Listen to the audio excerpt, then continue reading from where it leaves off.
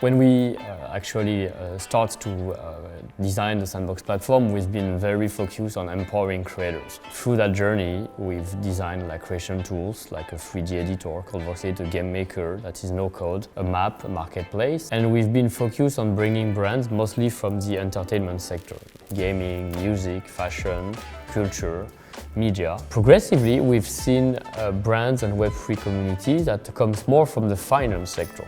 Banks like DBS, HSBC, actors like PwC. Surprisingly, they are not trying to look into implementing the same finance services that they are in the real world. They are not opening their own virtual headquarters. They are more here to experiment and learn about the possibilities that the platform has to offer, and by being present in the Metaverse, see as well how users are interacting with it. HSBC has launched 2 experiences, for example, one that involves the Rugby 7 tournament, as well as Hong Kong rugby team, and another that relates to the Singapore golf tournament that they also sponsor. So in a way, they use Metaverse as an extension of what they are already doing in sport to engage audiences, reward them eventually with digital assets. We've seen banks like DBS focus more around sustainability and environment. We like that they are thinking broadly, how we can be more creative and be present toward that new audience, so that one day, eventually, when there will be the possibility to acquire digital assets on their bank, users will actually want to interact with them because they've been natively present in the space for a long time.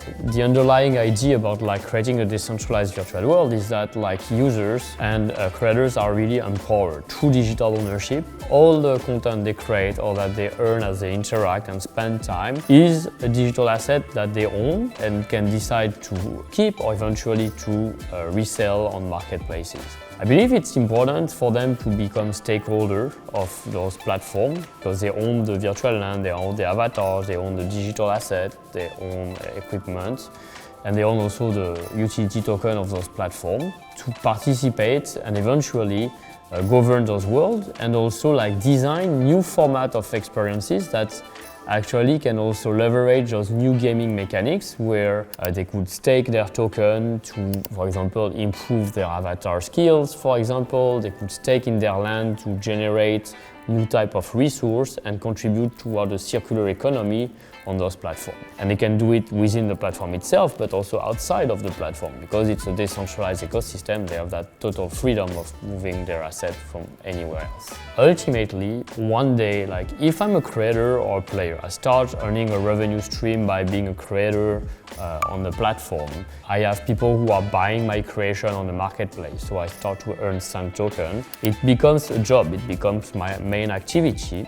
I can be also an entrepreneur in that space, and one day I might want to take a loan with a bank to expand that activity, to buy another land, to pay for builders, to grow my business. The day that one of these banks will actually understand true digital ownership, recognize all the jobs created in the Metaverse, it will be helping to expand that digital economy that's already kicking off and enable further expansion through that. At Sandbox, we've been very focused on building the product, launching events, and onboarding new partners. So we've seen almost every week new brands and partners from around the world keep enjoying the Sandbox, developing and launching their experience. Our ecosystem has grown from 30 to 230 partners around 30 countries and 4 continents. Because we've been so attached to showcase the early possibilities, have concrete things to do with your NFTs. Once you own an avatar, you can start interacting and playing with it into an experience. We felt we are one of the driving force for the growth of the ecosystem and people to keep entering the Metaverse, finding cool content to explore or cool project to follow. There's always different profile of audience to consider, right? You have creators, landowners, sandholders, and players. Among players, certain came only for the quick gains that they could make. So they were not really interested into the gamification, the socialization aspect. So Today, yes, we are seeing less of that audience, but we are seeing more of the creators and people who are engaged because they just enjoy interacting, socializing, etc. So it's a kind of trade-off, but ultimately they are engaging for the right reason, and the gameplay will keep improving because the tools we've been releasing every month product updates that allow creators to make more fun. It's really shifting toward improving the tools and relying more and more on the user-generated content and the creators, which I believe on the long term will, and even short to long term, will produce the beneficial effect that we're looking for.